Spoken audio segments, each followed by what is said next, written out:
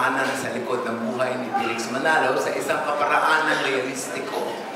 Walang pagtatago ng katotohanan sa mga aspeto ng paggamit ng camera, pag-embellish ng iba pang masyadang kung ano pa, kundi sa isang katotohanan at diretsyong pamamaraan ay sasabihin ang isang napakagandang kasaysayang ito na maiintindihan ng lahat ng uring Pilipino, Iglesia man, Muslim man, Protestante man o Aglipay man, dahil ito ay istorya ng isang dakilang Pilipinong kagaya natin.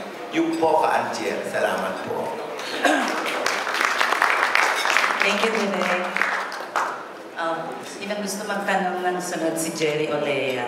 Ano napaka-informal? Jerry Olea from Abante tonight. Direct related, happy birthday to you. Ang hirap naman yung sinabi mo kasi na yung... Once again, no religious, political, and personal questions about the movie lang po ang ating mga tanong. Kasi si Direk nakilala sa paggawa ng mga socially relevant films, di ba? Kahit kanina sinabi niya, hindi na iaalis sa kanya kung yung paninindigan niya. Talagang andun yung kanyang conviction. Sa mga, sige, general na lang yung tanong ko, Direk. Sa mga nangyayari ngayon, sinabi mo nga, relevant sa panahon nito yung pelikulang ito. Gaano ka-relevant dahil sa mga kaganapan nangyayari ngayon sa bayan, sa ating lipunan? Walang kasing relevant ang kasaysayan ng kaya Felix dahil marami tayong matututunan dito bilang isang tunay na Pilipino na naghahanap ng katotohanan, sa pamamagitan ng tamang uri ng pananampalataya na nakabatay sa Biblia.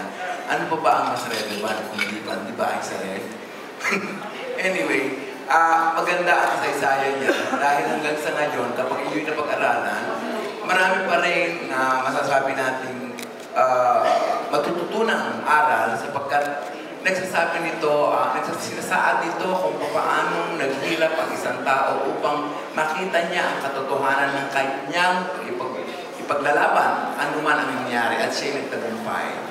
What is more relevant than that?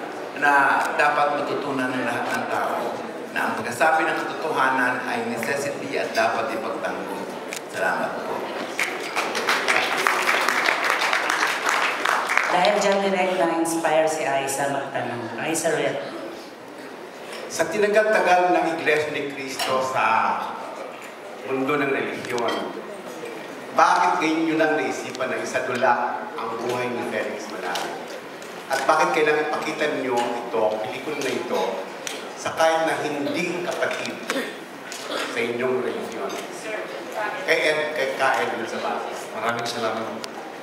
Ang totoo, bago isinapelikula sa taong ito, ang buhay ng kapatid na Felix Manalo, marami na pong pagtatangka gaya ng binanggit kanina sa larangan ng telebisyon, pagsasadula sa entablado, para ipakita, hindi man yung kabuuan, kundi yung ilang bahagi ng karanasan po at buhay ni kapatid na Felix Manalo. Sa ngayon po, ang Iglesia ay nasa 6 na kontinente na sa buong mundo. At marami pong mga kaanib sa Iglesia ni Cristo, hindi Pilipino.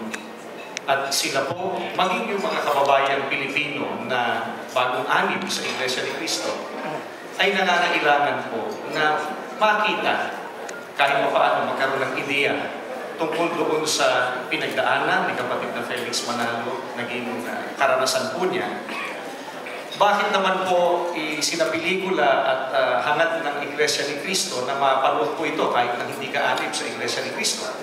Sapagkat naninindigan po kaming panahon na para malaman po ng nakararami kung kanino ba talaga nagkakautang ang Iglesia ni Cristo. Kung pag-uusapan po ay yung pag-unlad dito, yung mga tagumpay nito. Ang kapatid na Felix Manalo po, nang nabubuhay pa siya, ang lagi niyang sinasabi, kautangan ng lahat sa Panginoon Diyos. Kaya nais po ng Iglesia na gamitin bihikulo ito, isa sa mga bihikulo, upang muling sariwain sa kapwa-tao na mayroong Diyos at mahal niya ang tao. At tayo po ay hinihintay niyang mahalin siya. At kung papaano matagal na nating tinatanggap ang buhay natin, ang lakas natin sa Kanya, ay panahon na upang ang tao ay manumbalik, kumilala.